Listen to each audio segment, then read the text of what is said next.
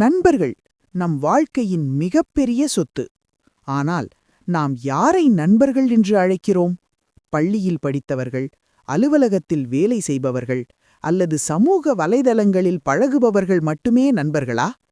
இல்லை என்கிறார் அசுரகுரு சுக்கிராச்சாரியார்.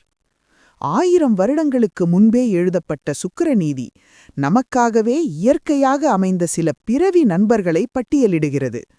இவர்கள் நாம் தேடிப் போக வேண்டிய அவசியமில்லை. இவர்களே நமது பாதுகாப்பிற்காகவும் நன்மைக்காகவும் நம்முடன் இணைந்திருக்கிறார்கள்.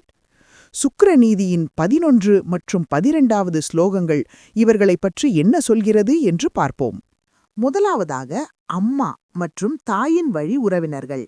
அடுத்தது அப்பா, பிதா மற்றும் தாத்தா, பாட்டி மற்றும் அப்பாவின் உடன் பிறந்த சித்தப்பா, பெரியப்பாக்கள். மூன்றாவதாக நம்முடைய சொந்த மகள் ஆத்மகன்யா. நான்காவதாக மனைவி, பத்னி மற்றும் மனைவியின் வீட்டார், புகுந்த வீடு. பட்டியல் இதோடு முடியவில்லை. தந்தையின் சகோதரி அத்தை, தாயின் சகோதரி சித்தி, பெரியம்மா, நம் சொந்த சகோதரி மற்றும் அவர்களின் குழந்தைகள்.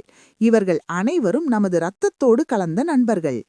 இறுதியாக 2 முக்கியமான நபர்களை சுக்கிராச்சாரியார் இந்த பட்டியலில் சேர்க்கிறார்.